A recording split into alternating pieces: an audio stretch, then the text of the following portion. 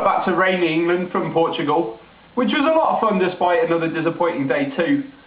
There were lots of interesting hands, and I thought I'd do something different in this video and run through as many hands as I can from the 2 days play. First interesting hand came in the second level of the day. A slightly fishy player limps for 150, I isolate to 600 on the button with 2 black 8s. He calls. Flop Queen 7-4, it's a decent flop for my hand with 2 clubs.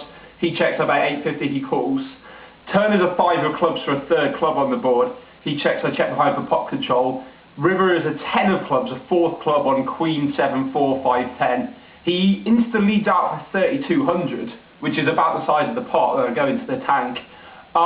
It's difficult because if he's bluffing, he must have turned one pair into a bluff.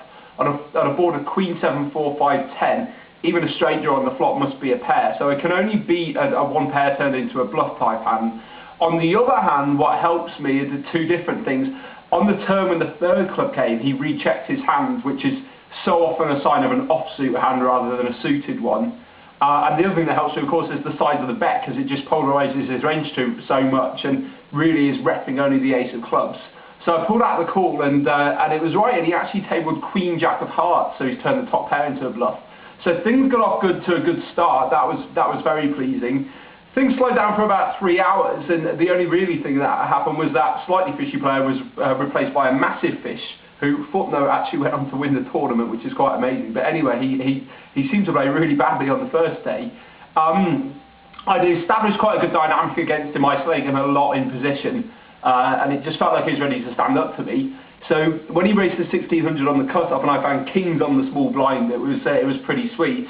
He's playing a stack of 48k and I've got him covered. So I actually made it a massive 9,000 to go.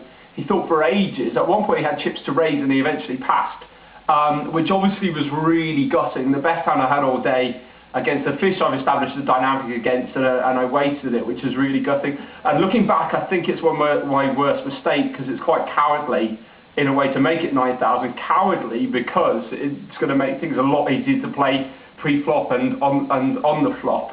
So I should have been braver and just 3-bet to something I know he's going to call, and then be prepared to play difficult flops like 8-eye flops or the Jack 10-8, 2 spades, that kind of thing. So that was very wimpish. Things got a bit better on the next of it. It was his big blind, so I raised with ace-8 of spades. Busto soon called in position, a sick kind of online tournament player. John Eames called in, the fish called. So before way to a flop, 8,000 in the pot, and it comes ace 5-4. So I flop like the 2 pair, the top pair, no kicker, and there's 2 spades on board. I bet 3,600, just Busto soon calls in position. Turn is a gin card, it's an offsuit 8 to give me 2 pair. I decide to check because he's going to bluff a lot of flush draws anyway. He checks behind. River is a great card, it's a blank 5, so the board's ace 5-4, 8-5. There's like 10k and there's like 14k in the pot. And now I've got a decision. Do I A, value bet against what seems very likely to be ace queen ace jack type hand, value bet 8k, which I did, or do I B, check, both to let him bluff a busted flush, but also he may have to value own himself with ace jack or particularly ace queen. I bet 8,000, he actually pretty quickly passed, which seemed to indicate a flush draw. I was surprised that he didn't have a stab at that on the turn. But that was a bad mistake, despite being a nice pot to collect, because of course I got the decision wrong on the river and possibly on the turn as well. Couple of hours later came the best pot of the day, where I raised Queen 10 offsuit on a young Portuguese guy's big blind, who seemed to be a pretty able, kind of pretty solid player. He defended his big blind, flop ace king 8. So I missed apart from picking up a gut shot. He checks, I continuation bet 3,500, he calls. Turn 6 is a blank, and now this really is a board where I have to at least double barrel. Why? Because it's very difficult for him to have 2 pair here. He's not going to defend king 8, and surely he's going to 3-bet ace king. He can't really have a set of aces or kings, and if he does have a set of 8s, at least he'll let me know on the turn. So I bet 8,000, long dwell from him, he calls.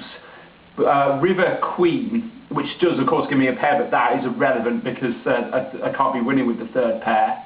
He checks, and I just feel I'm obliged to triple barrel this board. There's so few 2 pairs he can have. He doesn't have a set, and it looks so much like his range is so heavy with ace jack, ace 10 type hands for 1 pair, and it's going to be really hard for him to call a river bet. So I actually decided to bet pretty small. There's 25k in the pot, and I bet like 13, because I figure that's repping just as strong as 22k is, and probably is 13 is even more believable than 22. and he thought for like 5 minutes, which got really, really painful, and eventually passed the hand. So that was the end of day 1. It meant I'd go back to 69,000, go back to day 2 with 69,000 chips, and the update from day 2 coming soon. Okay.